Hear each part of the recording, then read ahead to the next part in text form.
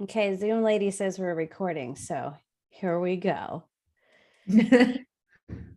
Okay, welcome, newlyweds. And is today, did I hear, do I know this, the 5-month anniversary of the wedding? It sure is. Wow. Yeah, 5 months. It Rosie is. and Will and Rosie. Did you take his last name? No. Not yet. So super side note, but I don't know if you've watched Paris and Love, Paris Hilton's I reality have. show. Yeah. Oh my God. It's so good. And I was shocked that he was surprised that she wasn't going to like drop Hilton and take his last name. Yeah. I was like, really? Would you do that? You're really From surprised? the queen of iconic. Of course she's not changing her Of course last she's name. not. Of course You not. Can't Exactly. leave behind a hotel chain, as a last name. In fact, he should take her last name. Probably. I had a buddy get married the weekend before ours, and he took his wife's last name. Nice. His last name was Wimp, so I think he wanted to get rid of it. Oh, wow. That's a really bad last name. I would have gotten rid of it too. I've heard of a lot of people like taking both last names and mixing them together and coming up with like a new one. Yeah. Not a scalable solution, because what do you do in the next generation? You add another one. So then it's 3. Like, where does it stop? Exactly. Well, where does it stop? Well, okay. So Rosie and Will and Rosie are newlyweds, and they are not only my friends, but they were my clients. I feel like I kind of like made you hire me, or actually I feel like even before you were engaged, I hinted at it quite a few times when we'd hang out. Well, I think I actually did. I think I was like, get ready. Oh yeah, you did a couple times. Whenever we get engaged, I'm coming to you. But then when you did get engaged, you didn't come to me right away. And I kept like, well, if you need it, I am hello. Yeah. Well, I had a lot to figure out mentally. And I'm not a decisive human being, which I think you're not. you realize. I did realize that. It took me a long time to get there. Thank you for reminding me of that, because we do need to discuss that, because a lot of people will email me and be like, I'm having a really hard time deciding. Yes. And I have dealt with that before. And I'm not that kind of a person. I'm like, we got to figure this out right now. So that does challenge me as a planner when my clients are that way. Yeah. You're always like that though, right? That's not just with wedding planning. No, I mean, in life, yes. But as you know, in work, it's my job to boss people around and make decisions, like your husband. And so I have to be decisive in work. And I think that makes me really indecisive in my personal life. Yeah. Interesting. Isn't that interesting? Yeah. So Rosie, I know Rosie and Will because my husband, Mr. Martinez, works with Rosie and has for several years now. He sure does. And we've gone out and had a few fun nights together, haven't we? Many, including in Mexico. Oh my God, that was so fun. Yeah. So they were shooting a commercial in Mexico City, and I happened to be there, and I tagged along. And I just was on set because for years and years and years, Jose Luis has been doing this, and he's always on set so long. I'm like, what are you doing? Like, what are you guys even doing? And then I go there and there's all this food and there's even drinks. And then we were like all these people. And then by 2 a.m, all of you are like slumped over on your chairs.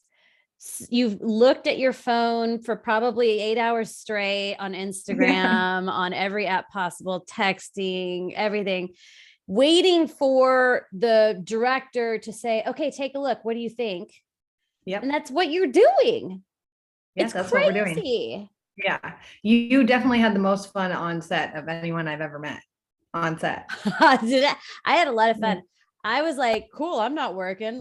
And then there was no more alcohol. But then there was like that restaurant next door, remember? And I like went over there, like Chinese restaurant, got some alcohol. I was trying to keep y'all entertained. But anyway, yes. You did a great job. Yeah. And William. Yes. What do you do for work? I sell software. Very exciting. Two techie people living in San Francisco. Weird. So weird. Wow. People working in the tech industry. It's so not normal. No. That's a joke, everybody. Broke the mold over here. That's a joke, everybody. Okay.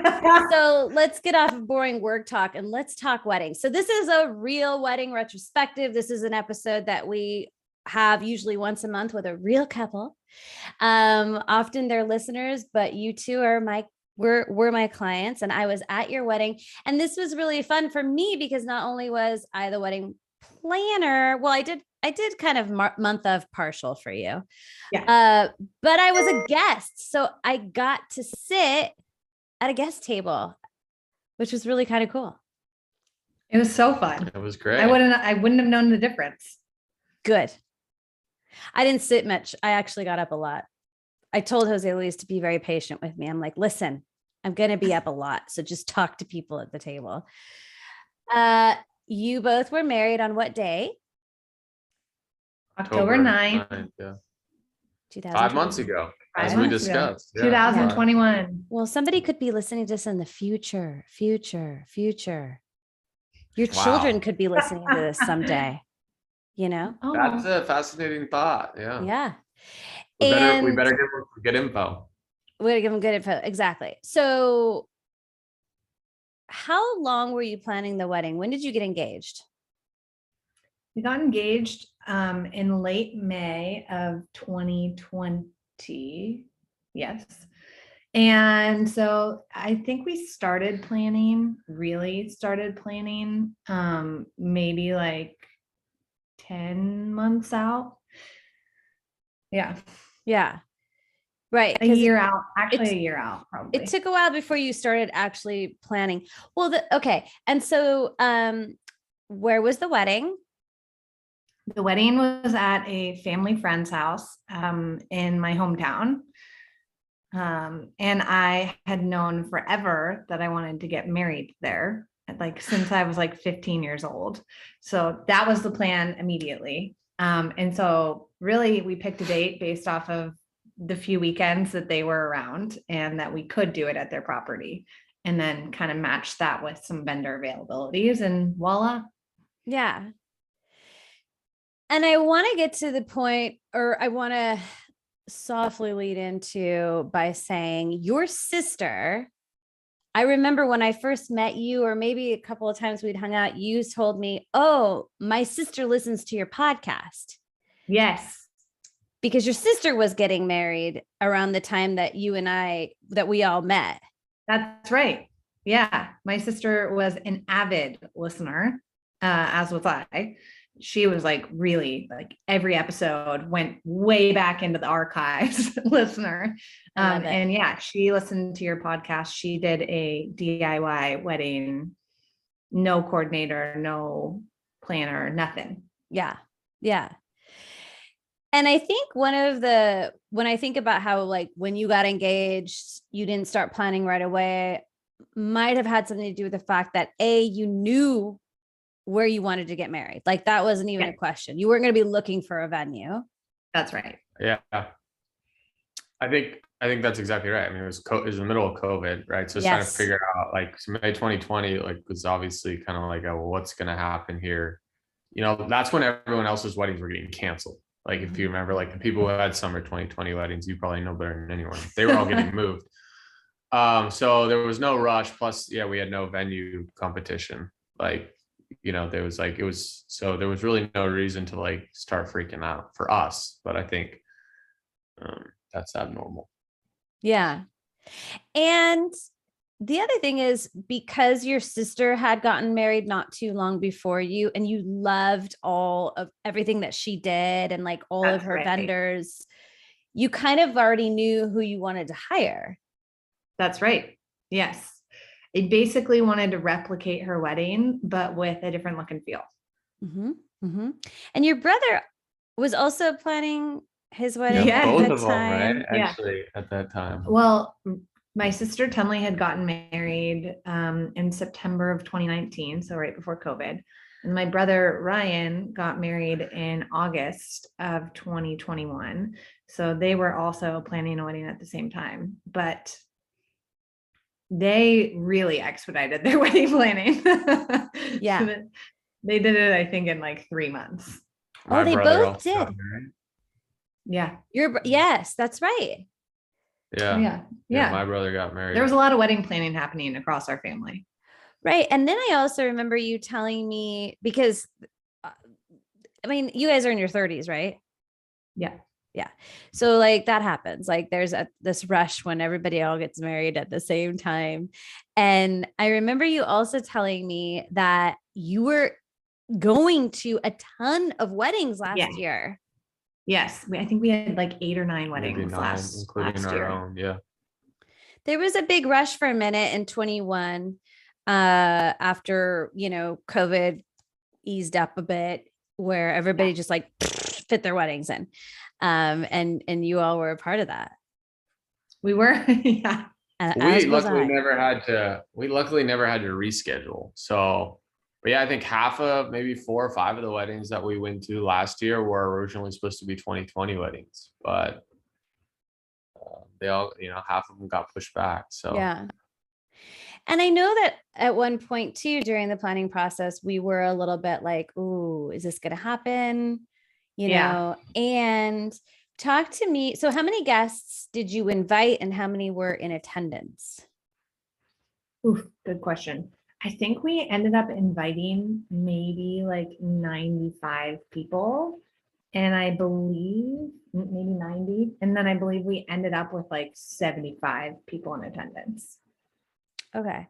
I thought we Right. had 80 something. I thought it was closer to 85, but I wasn't super. Almost everyone that said, yeah, probably like 85. Yeah, there was like almost everyone we invited said yes. Didn't come, but Rosie was pretty tight with the guest list, and they were all people would come type people. Mm-hmm. And what did you? There's some weird popping sound happening on Zoom. What did you ask of your guests with regard to COVID precautions? We asked that everybody have a negative test before coming. Didn't ask to see it. Yeah, we didn't enforce it, but it was just to make everybody feel good. And I don't know how many people even did it. Probably, I think quite a few. I would think 30% did it. Okay. My friends did. But it was definitely, yeah, that's what we did. I think right before our wedding, there was a big COVID spike. And so people were nervous, and we have some family members that are immunocompromised. And there was some concern about some important family members potentially not coming. And so I think we sent out an email to everybody and asked them to take a test, a negative test, or have a negative test before coming. But yeah, we didn't plan on checking it or anything. I think it was just for the sake of everybody's safety and for everybody's peace of mind. That was just important to us. Oh, one other thing I'd say though, that was nice is I think a lot of people were comfortable because the entire wedding was outside. So that's a different thing, right? So like the ceremony was outside, obviously reception, dinner, everything was outside for us. So that made it easier. But yeah, we also had a couple 90. My grandpa was 98, and how old is Babu? 90? 91? Yeah, so we had a couple 90-year-olds there, and so. Yeah, the property of the home is stunning. It's absolutely beautiful, everyone. It's actually more of an estate, like there's acreage, and they have their own vineyard out front. They have a little golf course. They have basketball courts. I mean, they want for nothing. Okay. It's a beautiful, beautiful home. I mean, such a great property to have a wedding at. I just recorded an episode with David Tatera, and we were literally talking all about home weddings. And if I had to choose a home again, it would be that exact flow. I mean, it was just like, it had everything we needed. It had all the space in the world. It had parking on the property. We didn't have to do valet. There were plenty of restrooms. The garage was humongous, so the catering had plenty of space. I mean, it was perfect. It was perfect. It was. Yeah. And go ahead. No, I was just gonna say, you grew up with this family, so they were just so like welcoming and open to whatever you wanted. Yeah. Yeah. And what I was going to say is actually a perfect, I guess addition to that, which is they like to have parties. Like it's, the family that hosted, obviously they love Rosie and have known her forever.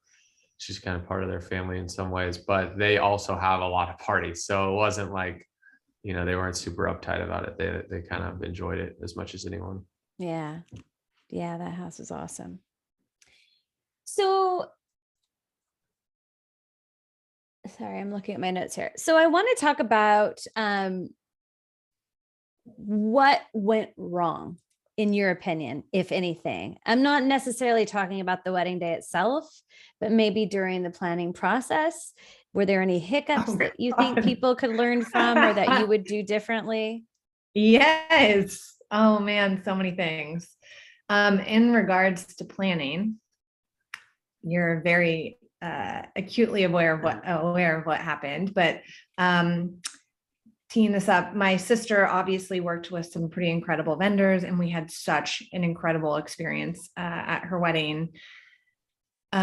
We used her photographer and her caterer. The photographer, lovely, would work with them again in a nanosecond. Shout her out. Danny Paget. Yes. Love her. We'll link on the show notes. Yes. And we also used my sister's caterer. The food, like you go to a wedding, you expect, like decent food, but nothing like crazy. And the food at my sister's wedding was like, I actually really remember it. It was delicious. And so we wanted to work with them again. And I had complete faith in them delivering an incredible experience. They also provided a day of coordinator for my sister. So because she didn't have a planner, this person really helped facilitate a really seamless experience for guests. And during the wedding planning process, my brother also, who got married in August, used the same planner the caterer. And because they got married before us, we had exposure to a lot of the challenges that they were having with the caterer, which were similarly mirroring our experience. Well, I would add one thing. So between the time your sister got married and then we were going to potentially use this caterer and her brother did, they had sold the company to a new ownership, and a lot of things weren't aware. We knew it kind of got sold, but kind of the face of the company was still there. We thought, okay, it's all going to be the same thing. Totally operationally different. So there was a huge change at the caterer in the 1.5 or 2 years between this. But anyway, sorry. That's Continue. Right. So the person that we were working with was the same person who had facilitated my sister's wedding. And so he didn't actually let us know that the company had been sold and there was new ownership. We also, one would assume, but I think I just wasn't all that cognizant of it at the time, that catering companies got really hit hard during COVID. And they weren't very upfront about how significant COVID had affected their business. And so our experience was really challenging. They were really unresponsive. They no-showed on a couple of calls, and I just started to lose confidence in their ability to execute our wedding and our vision. But we had already given them a deposit because I had felt so comfortable with how they delivered on my sister, and I had a kickoff call with the point of contact at the caterer who had helped on my sister's wedding. So I just felt good about it, and I gave them the deposit up front. So we were committed. And so we wanted to see it through. Again, my brother hired them, and my brother faced a lot of the same challenges we did. In fact, I think leading up to like the week of my brother's wedding, they still hadn't nailed down any of the logistics. I think he signed the contract maybe 2 weeks out from the wedding. And there was just so much that needed to get resolved. They didn't end up delivering on my brother's wedding. The food was not very good. the staff it just wasn't a good experience. And so after that, we pulled the plug on working with them, which was unfortunate because they have our deposit and we still have not gotten it back. So this is something that I want to clarify, because a lot of listeners of the podcast, yes, during COVID, these past 2 years have reached out and said, I'm afraid to give a deposit to a small business. What if they go out of business? Yes. What if they go bankrupt? And it's a huge gamble. It's a huge gamble. Yeah. And so I think the biggest thing that, despite him selling the company, I don't think that had the biggest thing to do with it. I mean, it might have had to do with the quality, but I think it's more so the problems that they faced during COVID, because I'm not going to say the name of this catering company, but it's someone I'd worked with over the years, and I knew the man who owned it, and it used, and so I think that if it would have been him who had been in charge of the business during COVID, this might not have happened. Yeah. But he had nothing to do with running the company. He literally, part of the contract with them buying his company, part of the contract is that he would stay on in a sales position for 3 years, but he no longer was running the company. Right. So, or cooking food. or cooking the food. Right. Or had any, say so on chefs or anything like that. So I think, they did all probably the things during COVID that they shouldn't have done, or rather didn't take advantage of what they could have during COVID, because there are catering companies that survived and thrived. So it really sucked, because I remember you texting me from your brother's wedding, freaking out, saying, oh my God, the food is terrible. And what else? There was they put a linen on a farm table. Yeah. They had paid for beautiful farm tables and they didn't take the covers off, and instead they just put linens over them. There were quite a few issues that happened. And we ended up wanting to pull the plug. I will say, I think this is where leveraging a planner who has knowledge of vendors becomes critical, because had we gone with a trusted vendor, I think there's goodwill built up between a planner and a vendor to deliver a quality experience. And it would have been beneficial to have someone at the time, we weren't fully working together yet. So you were just helping give some guidance on how to manage the situation. But I think had we had gone with your vendor in the first place, this would have never happened. But also, had we had this experience and we were in contract with this person and you had helped facilitate it, you would have been able to help navigate and kind of lay down expectations with this person. Yeah, totally. I would also just add that, I mean, it was a tough situation for everybody. I would hope that it was due in large part to COVID and the struggles that a lot of those types of businesses suffered through. And so I wouldn't think that it would be as common for people moving forward, as big of a risk as it was for us. But I guess, and then I guess that was coupled with the fact that there were so many weddings in 2021 because of the cancellations in 2020. There was a massive amount of competition for vendors, because a lot of vendors had gone out of business, it felt like, in 2020, or were really struggling.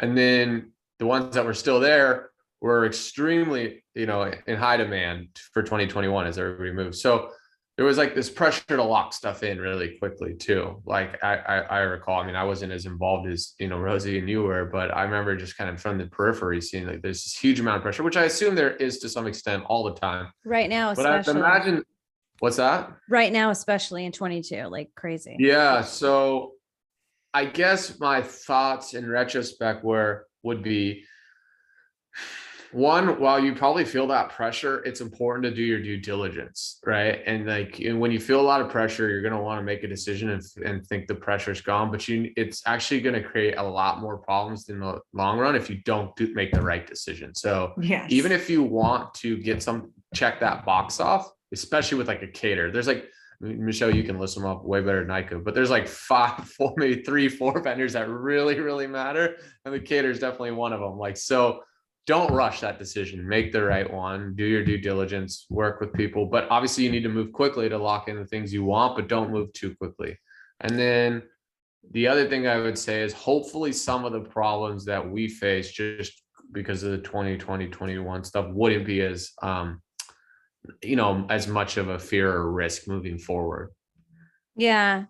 It's tough because you made a decision based off the experience that you had at your sister's wedding. This was someone who was recommended to you, who you experienced firsthand. Yeah. So it's, and yours is, like you said, well, very unique because this was a COVID situation. This was not, one that this is how it affected the industry and affected your wedding. And when you booked this caterer, he was probably like, oh, thank God, we got to just keep booking. Let's just keep going. We got to just keep going, knowing that there was a potential for them to, like, if they didn't book enough weddings and make enough money, they were gone. Yeah. And not only that, even if they weren't going to go out of business, trying to find staff last year was absolutely insane. Like, just cuckoo. Yeah. So 2021 weddings, people, giving you props because it's tough. It was tough and it is still. But yeah, that's good advice. Doing due diligence. You're right. Well, I think and the one decision you made quickly, Rosie, it was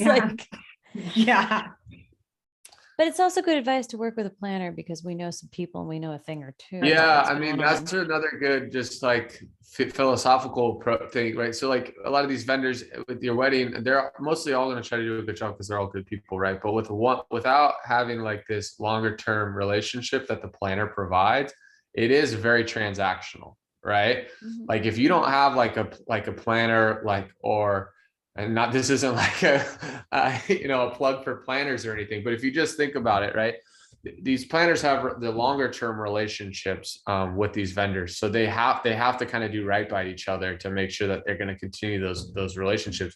If you don't have that, you kind of have this really transactional nature of, if something goes really bad, there's really no repercussion at all, because it's like, all right, well, they're not getting married again, or or whatever. Yeah. And we might not get the best word of mouth there. So I don't know. I think it does add another, to Rosie's point, add another layer of like security. And you've seen, I don't know how many weddings at this point, Michelle, but you kind of, what good looks like. Whereas, and what bad looks like, probably, in terms of like the beginning stages of working with these different vendors. And the young couple getting married, they don't know what good looks like with these vendors. And so you can avoid a lot of those telltale signs and risks.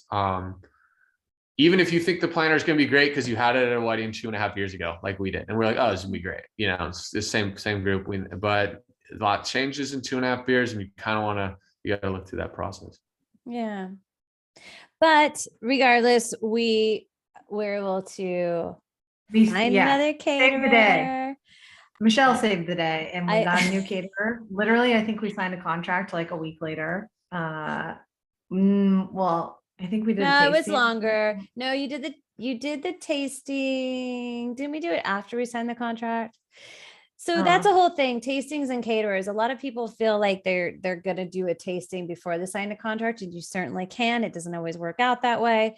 But yeah, I had an in with this caterer pretty good, and it turned out great. And the food was amazing, and the service was fantastic. People raved about the food. They were like, it was so good. Mm-hmm. And we did family style service. That was like a non-negotiable for Michelle. Yeah. I was like, I want family style. Oh, I'm like all about family style. Like, it's just without going into too much in catering, but like, it actually is a cost savings for the couple. It's a fantastic compromise between buffet and seated, coursed dinner. And it just promotes community and conversation and sharing. And it's just nice. It's nice. And it gives people more options food-wise, I feel like. Mm-hmm. So great. I loved it. Loved it. When you were doing planning, when you were in this planning phase of your relationship, was there any stress on the relationship from the planning? Yeah, I mean, I guess probably, yeah. A little. It was, it comes, as I'm sure you have many episodes on this. The planning comes in phases, right? Like first is like you're all stressed out trying to find the vendors. Then you book the vendors, and for a while it's kind of like pretty mellow. Like you're doing a couple of things here and there, but then like 2 months out from the wedding, it's like woof, like just so much to do. So I'm sure like when things were high pressure, it was stressful, but I feel like Will was involved in the things he really cared about and super helpful around those times, and then just let me run with everything else. Yeah, that was probably the most helpful I was not being involved with a lot of stuff, which is like what, not that I didn't want to be involved or anything, but she wanted to kind of make a lot of these decisions. So it's like, all right, go with whatever you want. The most stressful part actually was I was like the day before and the day of the wedding. Yeah. In terms of planning, because I had planned everything logistically and told Will like we needed to talk about where our cars were and where he needed to be and at what time and how he needed to get there, and he completely ignored all of that and like showed up without a car and like needed rides places. But it all worked out and we got married, so it's fine. Yeah, well, and that's true. The end of the day, you got married. That was the goal. That's what happened. Yeah. And I think a lot of people get kind of caught up in the planning process and in the decisions and in people being in your ears telling you this, you should do this, you should do that. And Will, you mentioned something like you were involved in what was important to you, which is great. I think everybody has their priorities when they're planning their weddings. Will, I remember one thing that was really important to you, and that you were pretty sure that we were not going to have enough beer. Yeah. And I was dead wrong. We had plenty. We still have plenty. We still have some, right? 5 months later, we still have plenty. Damn it, we should have done this in person. I could be drinking beer with you. Yeah, no, literally right behind us, there's some. We talked about it. We were like, when we go up there. Yeah. Oh my God. Yeah. So I guess all I would say about that is you gave us some recommendations and those would have been accurate, but they sounded really low to me. And so I like tripled that. Yeah. And we had like at least three times more than we needed. Well, but I was kind of one of those, yeah. You had you were very concerned about specific guests that were college friends. Yeah. Yeah. Well, yeah. Beer drinking dudes. And he thought that they would each have like 12 beers, but they didn't do that. Thank God. But I guess it was one of those things where for us, it was like, I was just thinking I'd rather have it and not need it than need it and not have it. And they don't go bad. And but definitely bought way too much. I don't know. And it's totally unnecessary. And we had a unique situation the way we were sourcing them all. So it's like, it was not, the incremental additions were not expensive for us. But if you're in a situation where it is really expensive, if you're getting married at a hotel or something, then definitely whatever model, Michelle had will work. Michelle has an entire so I would just use that. There's an episode about this. You're right. There is an episode about this.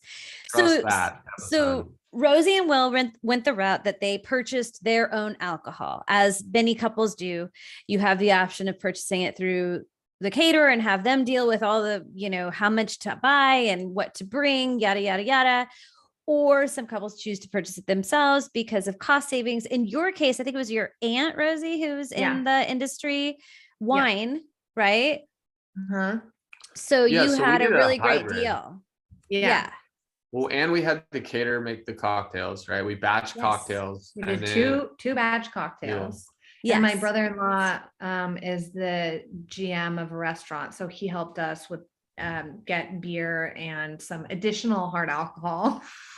Oh yeah, that was hidden. At cost. The additional hard alcohol was like that was pretty fun. In terms of things that went well, people were not hammered because we did not have an open bar. But after dinner, we put some additional alcohol out for That's people to right. have, like, Yeah. Yeah, that's It was actually a an really open great bar, it wasn't a idea. full bar. It was it was an open bar. It wasn't a full bar. It was kind of so pre-ceremony, we did welcome beverages, which consisted of like we did like a lemonade, did white wine and beer. Rosé. And some beers, I Rosé. think. Yeah. And that was well, it technically self-serve, but there was a person from the catering staff there at the table serving that. People loved that.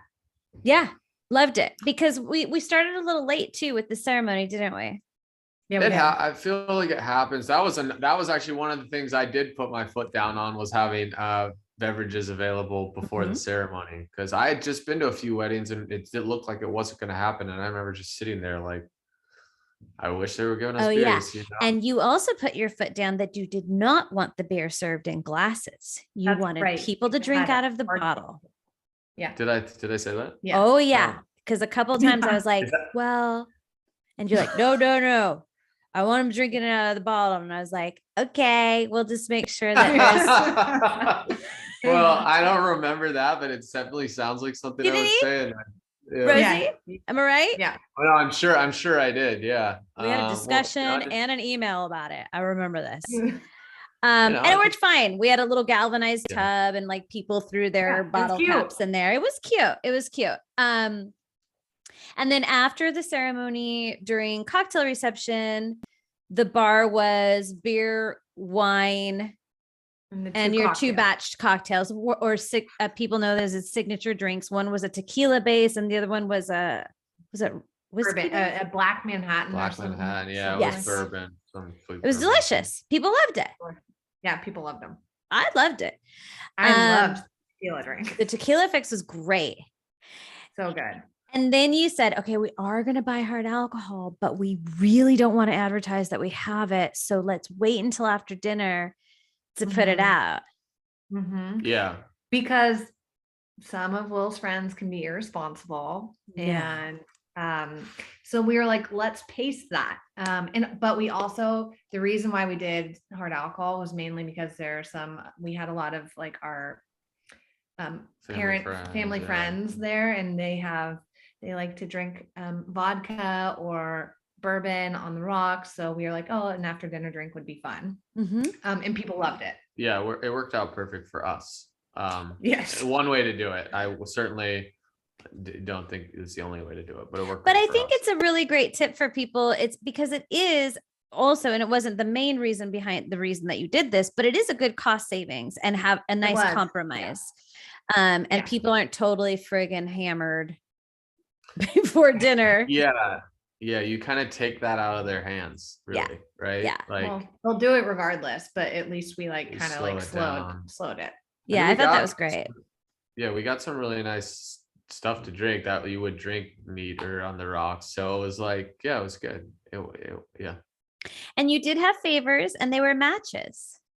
Yeah, we did some custom matches. I love the matches, I have to say.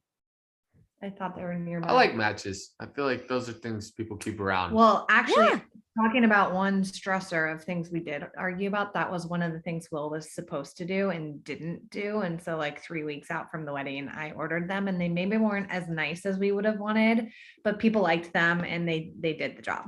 I like them. I have some. I think I have some right here. Well, I have an entire box full if you want more. Yeah. Okay, great. Love the matches. And then what else did we do? I'm trying to think that was kind of fun and different. Well, your mom did all the flowers. My mom did all the flowers, which was stressful. But also really like amazing. I remember on Friday, we got married on a Saturday. On Friday, I had been at the venue all morning, making sure things were like getting set up. Like the rental company was dropping stuff off, and I was pretty tired, but I went over to my mom's house midday, and I walked in, and it was my first time seeing all the florals and just seeing them all come together. and I cried. It was just like beautiful. And it was really fun because Will's aunt and cousin and my sister and some of my friends, everybody kind of contributed obviously what they wanted to. No one had to, but I think people really enjoyed it. My aunt from Ireland and my aunt from New York actually ended up making my bridal bouquet, which I didn't see until like literally 20 minutes before the wedding, but it was beautiful. And so it was just cool for everybody to kind of contribute a piece to the ambiance of our day. Yeah. Your mom, it wasn't the first time your mom had done florals for a wedding. She did your sisters and my brothers and your brothers. So you had the benefit of her being like, oh, I know what I'm doing. And they were beautiful. And they were all from her property, right? Weren't most of them? No. Well, yes, she grew some of them. Is that George? There is a French bulldog making a lot of noise ripping in the up background. a bag. Bring him over so you can see him. Oh, Georgie. Nobody loves you, George. I'm sorry. I know. He's like, I want to play. My mom bought some from the farmer's market, grew some, and then Will's aunt brought some up from the floral market in Los Angeles. Really? Oh, really? Yeah. I didn't know that. She got up at 6 o'clock in the morning to drive up on Friday to bring up the florals. Oh, your mom and your dad are awesome, by the way, Will. Thank you. Yeah. I agree. It was awesome. Yeah. You look a lot like your dad too. Well, that'll happen, Yeah. That's kind of how it works. But that was cool. It was cool. Yeah. We literally had a backyard wedding. Front yard wedding, actually. A fancy backyard wedding. Oh, talk about Rosie, how your father's passed away and how you honored your dad at the wedding, because everybody wants to know how people do it. Yeah. That was really challenging. So at my sister's wedding, we just did a family thing the day before at the rehearsal. But my dad's side of the family wasn't at her wedding, and at mine, a lot of my aunts and uncles came, and so I felt like it was important to acknowledge him. And also, two of Will's grandparents had passed away, and so I think we just wanted to do something to like feel their spirit. In my family, everyone likes to say that we can feel my dad in the wind, and so as like to be symbolic, we lit candles at the beginning of the ceremony, 3, 1 for my dad and 2 for Will's grandparents. And they stayed lit the whole night. We brought them from the ceremony site around to the back. And so we could just feel them. And in my mind, they were dancing with us on the dance floor with the flicker of the flame. Yeah, it was really nice. It was really beautiful. Speaking of dancing. Oh God. That was fun.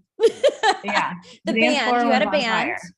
We had a live band. Yep. That was also non-negotiable. We were like, Michelle tried to hit me with it. Well, DJs. And I was like, no, we want a band. The best weddings we've been to had bands. There's something about like the interaction with the crowd. It was just so fun. Yeah.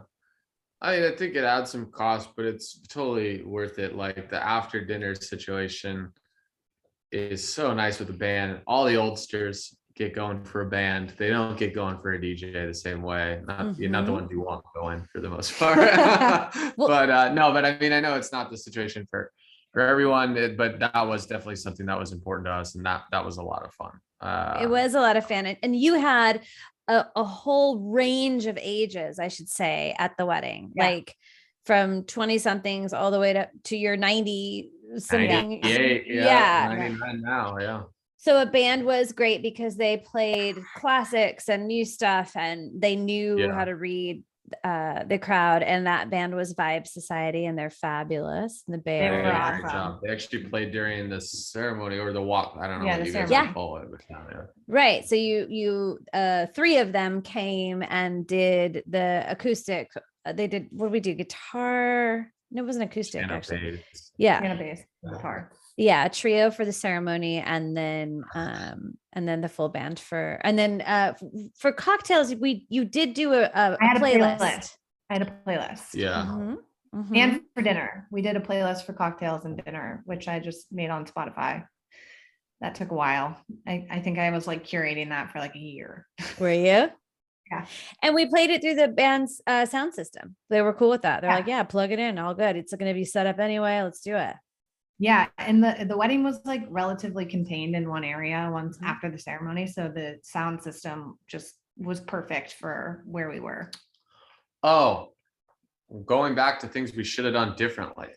Lighting. Get Yes. professional lighters. Yes. Do not save money But there. we You cannot save tried. money. We tried so very hard. Yeah, I five know, but people. It was There's last no minute. money. Yeah. Yeah. There's no money that's worth saving for doing your own lighting. That was a nightmare. Yeah, Just it was pay whatever that it was costs. stressful. Yeah. That was stressful. That was horrible. That So that was was- our fault. That was our fault.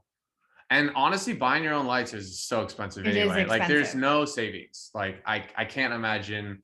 Yeah. So don't do that. Get ahead of that. We got married in October, right? So not a lot of light in the evening. It's fully outside. So if you're doing an outdoor wedding in the middle of July, maybe you're good because maybe you keep light till 8:39. I don't know.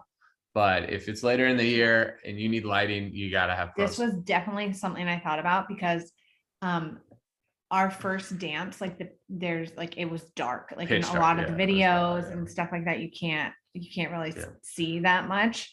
And also the lighting above like the dinner area was beautiful, like looking back on it. But I think that some of the tables were like pretty dark. The ones one that table were- was completely So- yeah, get professional lighters. What, the Yeah, one like, closest to the trees? yeah, the one Yeah. furthest from us was Yeah. basically in Nevada. Other things I would change: be really thoughtful about where you put your elder family, because I was like thoughtful about where I wanted to put them, but I didn't think about how far they needed to walk in grass and gravel.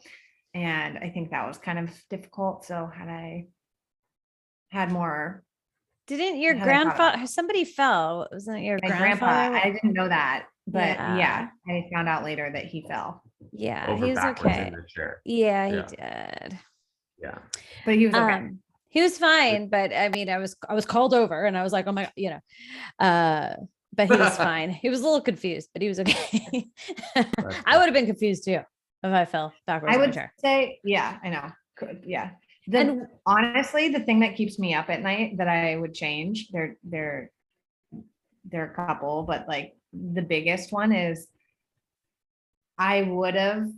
we didn't do a first look and I would have. Yeah, that's one. another thing. You didn't want to do it. I didn't Yeah. want to do it. Okay, so but for brides out there, I think had I known and had someone like framed it to me differently, I would have probably, maybe I would have changed my mind. Anyway, I had this notion that there was just going to be this like really intimate and emotional connection. Like when I was walking down the aisle with Will, I just like wanted to be lock-eyed, like this moment like that we will never have again, just of us, like of me walking down the aisle and us connecting. But what I didn't hear clearly was, you are so overstimulated. You have so many emotions running through you and thinking through a million different things, that moment that I thought I was going to have this clear like connection, I was like observing all the people around me and like this moment, and I was feeling so emotional and like excited and overwhelmed that I didn't have like the moment that I thought I was going to have. Or it just like wasn't what I anticipated it being. And I think I was just like really taking everything else in. So I think a first look does that. And it probably doesn't take away from the moment, but it does alleviate some of the emotional, heightened senses that you are feeling when you're walking down the aisle. I think a lot of times people are like, oh, it's just to get pictures out of the way. But like, it really is like, it settles you. You're able to be a lot more present in the moment, probably. And as you're walking down the aisle, you're really able to like take it all in versus like, there's just so much happening in that moment that I feel like I it was just overwhelming. Yeah, I mean, I would say the follow-up is that, you know, you just get pictures out of the way, but that's a big deal too, tactically, like from a logistics standpoint, because after our ceremony and everybody goes back to the reception and starts cocktailing and like having like that was like, I was so looking forward to that, being around like this. Your wedding is like kind of an amazing thing because it's basically the one party you're ever going to go to where you know everybody, like everybody. So like there's no other party like that. Like, you know, obviously a wedding's more than just a party, but it's like that's an amazing thing. And one of the best parts of that is that post ceremony reception, which we missed. Like we fully missed it because we had to go take a million pictures. And yeah, you have to go take a million pictures, you know, with the combo family, with the combo. But this is my point, is like that to me didn't sway me, because I was just like, I can't, like, this is an emotional day and it's about our connection. And so I wanted that. But the point being that like you're so overstimulated by everything else happening that you like, it actually is almost better to do the first look because you have that moment, and it doesn't take away from the ceremony in the moment, because it actually almost like creates more space for that emotional connection when you're walking down. I think they're just both important to consider. The first look down the aisle is also really cool. Like it's a cool thing, like it's a cool thought, but both of those things would be maybe reasons we didn't realize ahead of time that are worth considering when you make that decision. I knew about the pictures, but I didn't care. Yeah, I think the tradition of not seeing each other before the ceremony is very, very, very, very, very, very old. And if you were to look it up, goes back to a time when, you know, marriage was more of an arranged thing. You probably didn't, some people didn't even know who the hell they were marrying. So it's like very so different. They couldn't run away or something. Yeah. And like now it's like the two of you have lived together for how long? Like a long time. A long time. Yeah, we lived together for 4 or 5 years before we got married. But we've been together for 10. So. Exactly. And so you're each other's person. And I think what a lot of couples don't really realize is that you need your person at those times. It's high stress. There's a lot of anxiety. You're right, Rosie. Those first looks, when it's just between the two of you, or even, you know, photographers there, they're still very special because it's the first time you're seeing each other in those clothes. Oh my God, we're going to get married. Like it's super beautiful. Yeah. And then it eliminates all that pressure and anxiety. Like, cool, we're actually, you know, okay, I'll see you out there. Give you a kiss. Go on, go take your place. I'll see you in a minute. Like, it's cool. It's fun. But you know, that was your journey, man. That was what you steadfast on that one.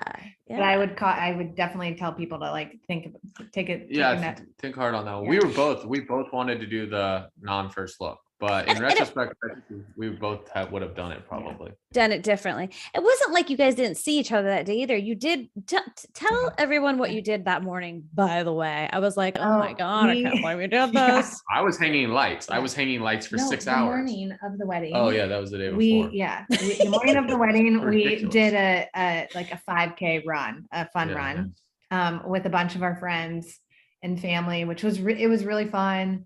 It was like gradual little slow race, but it's like an annual run that happens in town, and it just so happened to be finishing really close to where the wedding was, so I just walked to the venue immediately after that. But it was really fun, but we had seen each other in the morning is what Michelle was getting at. You saw each other in the morning, but then that was it.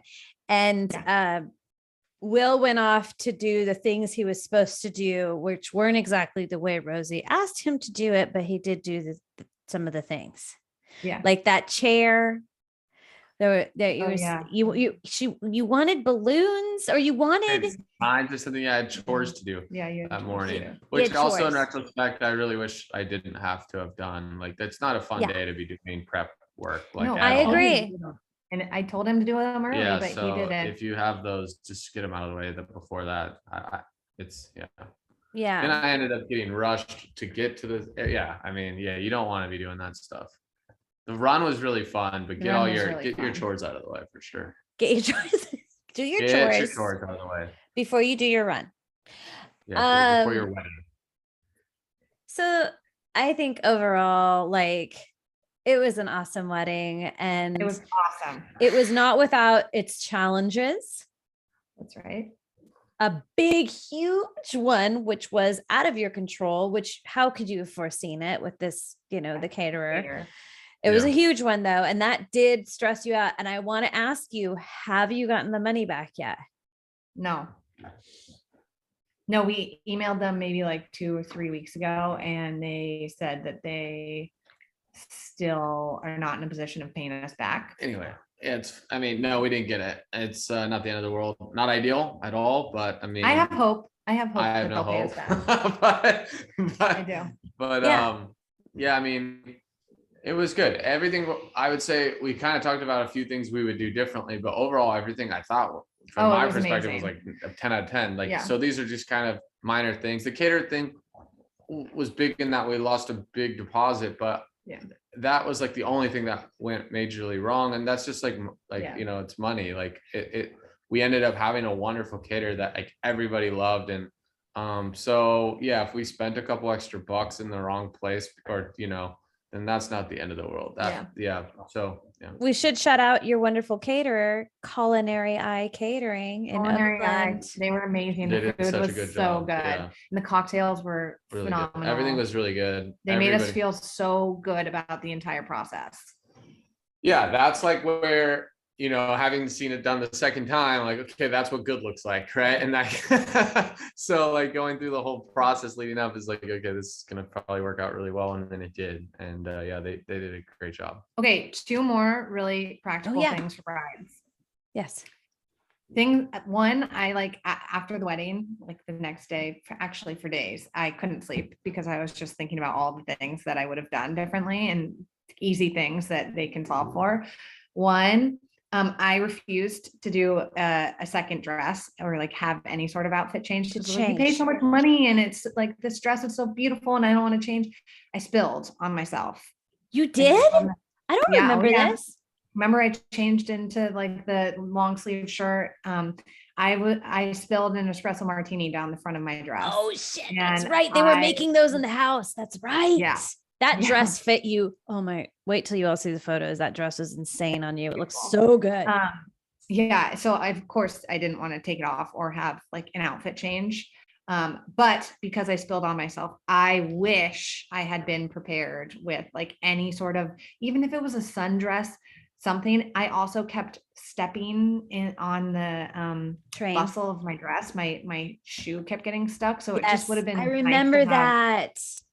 A dress to change into as an option, just in case. Like a just in case dress. Yeah. Okay. Yeah. I told one of my good friends advice. who got married 2 weeks after me, and she ended up doing that. And she was like, "Thank God you told me that," because she changed out of her wedding dress to dance with friends and just feel more comfortable. I was adamant about it. I wish I had thought about it because I ended up changing into my sweating running clothes because I didn't have another option. So that's right. That's t-shirt. One. Yes. Yeah. Yes. 2 was, everybody says this, but like you don't eat on your wedding day, like not at all. We didn't eat. And that's not like our caterer was awesome. Actually, while we were taking pictures, they brought out all the appetizers. There was food in front of me. You just like are distracted, and I didn't want to eat appetizers because we were taking pictures, and I didn't want to spill on myself just in case. So try and find time to eat. A lot of times I think couples like have a table off to the side, like while people are in like cocktail reception kind of thing, and they like eat very quickly. That would be smart had we thought about that. The other thing is, if you are not going to eat, if that's going to be a thing, do not have hard alcohol. You don't go straight for the cocktails because it hits you hard and you just want to remember and have fun, but not like just get hammered because you didn't eat. Such a good point. Or try to, and the other thing is, beforehand, you're kind of got so much going on and you're nervous that you don't want to eat very much either. Plus you're like, I don't want to be like, eat anything that's going to make me bloated or like anything like that. So it is tough. I try so hard to like encourage my clients, eat. Did you eat? Did you eat? Did you eat? I try not to go up too much, but I do come up behind you like, hi, how's the food? Did you eat? Yeah. I had a couple bites. It's great. But inevitably you walk away. You're just talking so excited, to people. It sneaks up on you quickly. So I encourage people to find an opportunity to like even just snag a couple of bites. Yeah. Good. Yeah, you have to. You got to figure it out. Figure out what works for you, but you got to eat. Even if it's a friggin' protein bar under your chair, like you got to have a plan. You got to either have a plan where you're like, because part of the problem we had was we walked around to say hi to everybody at all the tables when everyone else was eating, which is just like, I think what you're supposed to do. I mean, it's what we did. And then like, we ended up not eating kind of because of it, you know? So you got to have a plan. If that's what your plan is, like you got to figure out a way to kind of like have some major plates left over, but when you get back, or eat right before you do that, which is probably what I would do in retrospect. And yeah. Good. Oh my gosh, this is all good stuff, guys. Anything else? It just took us an hour to get here, but this is the real learning for the listeners who choose to listen in this long. We did a cake. But in retrospect, I don't know if I would have done a cake. I think I really wanted to, because I was like, oh, it's such a fun moment. And then afterwards for our 1-year anniversary, we'll eat the leftovers kind of thing. But I feel like no one was really around. And like, I feel like the weddings that I've been to, it's not like a monumental moment. For some people, I guess it is, but I feel like we just like didn't draw a lot of attention to it. And I'm kind of just like, what's the point? You didn't want to have a big, like, that was a thing. I remember you saying like, no, I don't want to like a big cake. My brother-in-law is going to make it. And it was delicious. And it was nice, but that wasn't a priority to you, the cake. Yeah. Well, partially it wasn't a big deal because there wasn't enough cake for everybody. Like it was just a small cake just for us to like cut the cake really. Like, so that was partially, we served a different dessert at the wedding, but brownies made by my brother-in-law and ice cream by Will's cousin's ice cream company, which is like a great dessert. Brownies and ice cream. Yeah, people loved it. They were gluten-free, flourless brownies. Everybody loves brownies and ice cream. Can't go wrong. Delish. I know. Might eat one right now. Do it. I dare you. That's it. I think those are like my biggest learnings. Lighting was huge. Yeah, I mean, finding vendors through trusted people is really important. Outfit changes, scenario planning galore. Like you just never know what's going to happen. Lighting at a home wedding specifically is very, very important, because a home is not lit for events. A home is lit for landscaping. Outside. So I think if we would have been able to plan that earlier, we would have been okay. But because it was this later on, like, oh, okay, I guess we should do it. Man, I could not get anybody. No, I think you reached out to like 5 or 6 vendors. I did. We're booked. Yeah. It was driving me nuts. So it was like, they ended up looking beautiful. They did. You and your dad did a great job, Will. I have to say. You did a great job. We tried. I mean, it took us forever to figure out. But yeah, that's definitely a pro's job for sure. So get the pros. Yeah. Well, very good. I miss you too. I know. We'll be up there soon, I think. Yeah. Will was looking at a car near you. Oh, good. Yeah. Well, very good. I am going to close this episode. I'm going to hit stop recording pretty soon. Thank you both so much for giving some real wedding, freshly off the married journey information to our listeners. Congratulations again. Georgie, thank you for making a special guest appearance on Zoom. Yeah, this was so fun. I hope it's really helpful for future couples getting married. Just enjoy it. Enjoy the ride. Don't get too stressed out. I think, Michelle, you said this a lot. It's going to happen the way it happens. Like it's out of your control the second that the day kicks off. And so you just go with it. And at the end of the day, all you remember is it was the best day of your life and it was so fun. And I just kept saying, I want to do it all over again. Like, can we plan a 10-year anniversary party? You literally texted that to me the next day. I want to do it again. I want to do it again. Yeah, I think we covered a lot of the what to do differently, but like this has kind of been 5 months, right? Like, I don't know. I thought overall it went so well. Like a lot of this stuff is kind of nitpicky. Like if everything went perfect, like, but it's not going to probably for anybody. And you don't really even notice. Like it goes by really fast. It's extremely fun. Like it's just the best day ever. And yeah, so these are maybe things to think about, but not stress about. So yeah, one of the biggest messages since I started the podcast is perfection is a myth. Fuck perfection. Do not even say that word. It's not realistic. Let the wedding be representative of the two of you. And I do have to say the wedding was super Will and Rosie. It was. Well, for sure. Well, Rosie did them. It had to be. Rosie did a lot of it, So. Well, I mean, the thing that I would say is we are pretty lucky that we didn't have either of our parents heavily involved in the planning. It was really just us and our vision, my vision, our vision.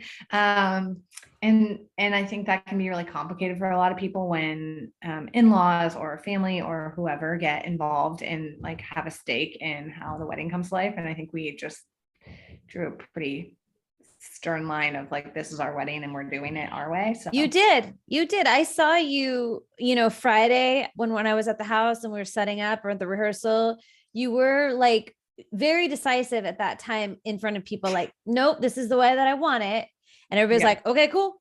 No, it's cool. You know what I mean? Like you were like, well, maybe I should because mom said so, or sister said so, or whatever it is. Like, and that's important. Yeah.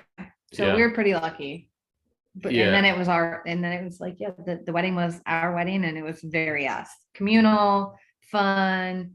Yeah, it worked out. It was awesome. It was just so good. So and a lot of that is owed to you. I mean, a lot, like, that's the other thing. Like, at the end of the day, the run of show went pretty much perfect, and that was all you. Like, we were just perfect. It went perfect. Yeah. So wouldn't have known if anything bad happened. I guess a few things did. Like an old grandpa fell over backwards in his chair. We didn't know that. Like, I don't know. There was your dad fell. Will, did you know that? Oh, he did. Yeah, he did. Before on his own wire. But anyway, let's not get into that. We don't need to memorialize that. I saw him go down, but it was like from afar out the window. Everybody did because the entire lighting thing shook. So yeah. Oh my gosh. But overall everything went, I think, essentially perfect, and it's a good time. Yeah.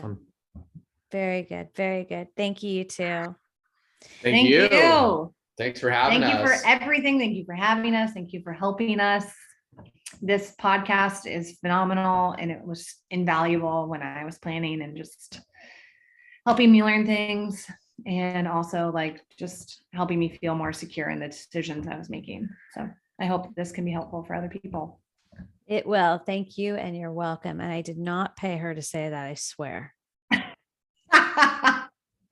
She didn't. All right. Bye, guys. Bye.